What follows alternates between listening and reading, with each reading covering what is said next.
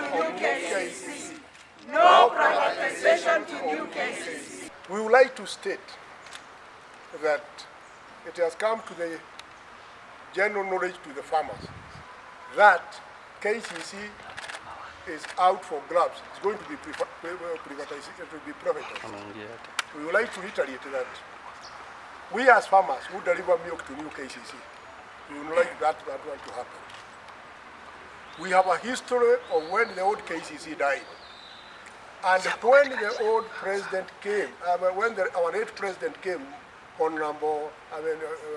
His Excellency Mwai Kibaki, he revived the new KCC.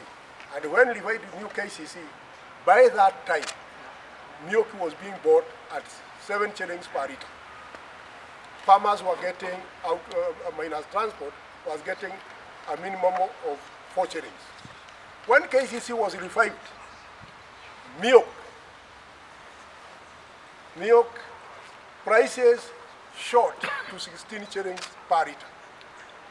And from that time, the prices of milk has continued to grow year after year, to the extent that last year, when there was the glut, milk had gone up to the price of 50 shillings. We as farmers who represent new KCC, we would like to categorically say that new KCC should not be privatized. KCC has been playing a very important role, especially during the time of glut. It is the one that acts as a regulator on the prices when all the other processors are running away from the farmers. So that is where the government normally channels the money to buy the excess milk from the farmers, even from the farmers who normally deliver to other processors. It has a lot of assets, and we know for sure there are some people who are already eyeing those assets. KCC has land, has buildings. For example, they have 50 acres in Nairobi. The 50 acres of land in Nairobi. They have 1,000 acres in Naivasha. They have buildings in Kampala, Uganda. They have buildings in Mombasa. They have buildings in Nairobi. They have buildings in Nakuru and the rest of the country. And there is no way we can accept that all that sweat that was from our fathers go to a few individuals in the country. And we would like to put it very categorically that KCC is the only entity that caters for the marginalized communities. If you go to Masairat, that is where we have coolers that has been put by new KCC to collect the milk. If you look at the small-scale farmer, all the other processors, they go to the big farmers. But KCC is the only organization that caters for the small-scale farmer. So we would like to say that killing KCC is killing the dairy industry in Kenya. And what our late president, Mwai Kibaki did, we would not like it to be undone. We would also like to put it very, very clearly that we have even heard that there will be taxation on keeping animals. That is something that we shall be attending to. There is a bill that is coming up, we shall be attending to much later, so that at least we prevent the interests of the farmers in Kenya.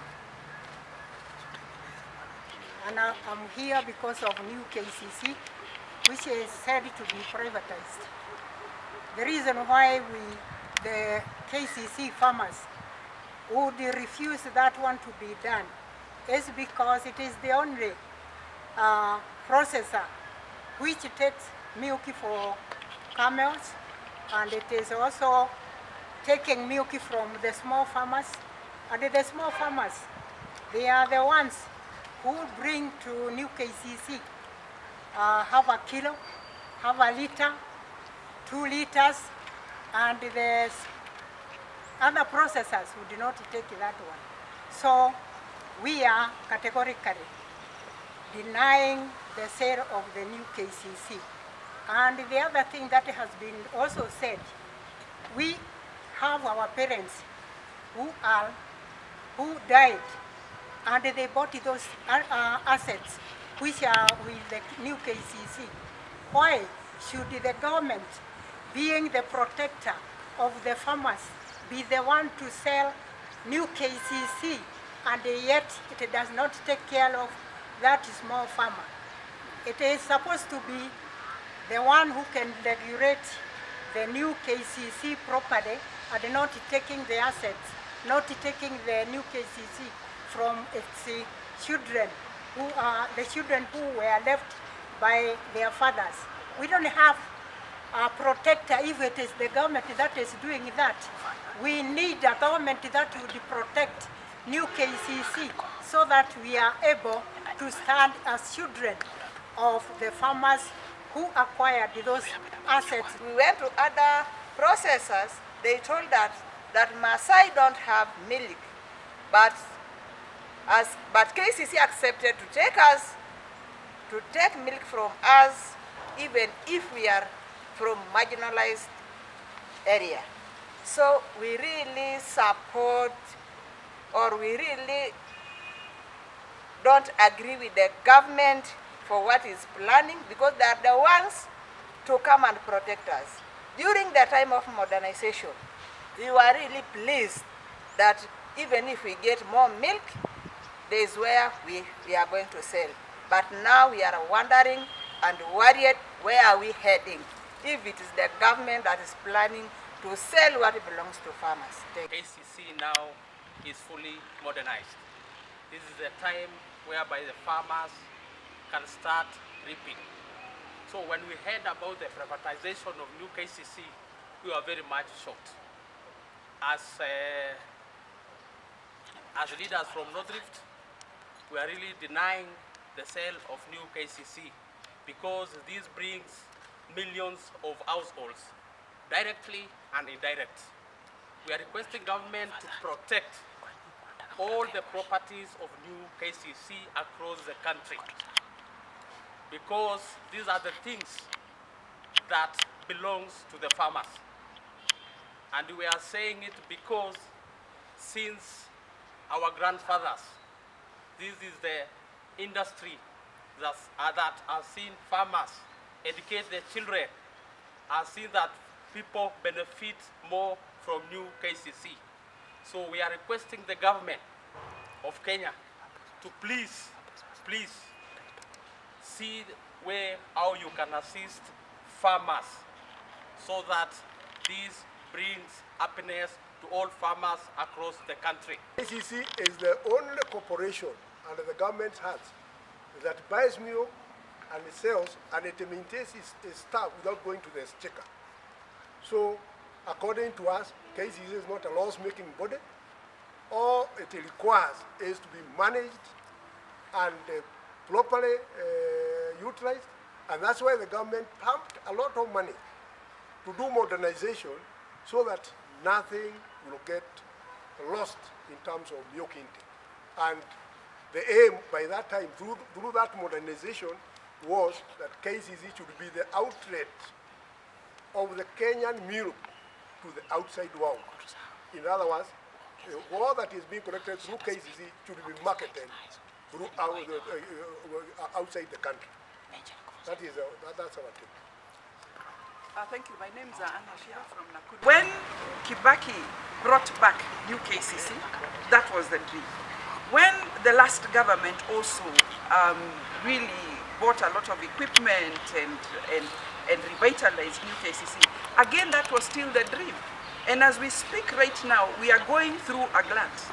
And what new KCC is doing, it is absorbing milk even from other farmers who are providing their milk to other processors. So we are saying, if we remove new KCC, which is the regulator, which is the buyer of last resort. Even you can walk into New KCC right now and pour your milk. Nobody will say no, you're not a member, you're not. It belongs to government. So anybody has a right. So if we take this away from the citizens, what is going to happen? We are going to have another issue like the other time when we had milk being poured in Nyandarua. So that is the point. And we cannot privatize everything. I think about 2 weeks ago we were told about 2 million Kenyans are dependent on New KCC. We control 7% of the GDP of this country. So when you remove New KCC from the picture, what is going to happen? Okay, we have youngsters that are dependent on New KCC. We have been collecting milk from tipis all the way to Narok. There are a lot of young men who transport milk from the interior to bring to the coolers. What is going to happen to these young men? And like our lady from Kajiado said, the milk prices down there were very bad until New KCC came in. So we are regulating the industry. We might not be appreciated, but we are regulating the industry. Immediately we are pulled out of the industry, then we can tell you for sure, like our former chairman, Mr. Matu Wamai, used to tell us, the milk industry in this country will collapse. That is for sure. So we are just simply saying that this is not up for negotiation. KCC must and will not be privatized. Thank you.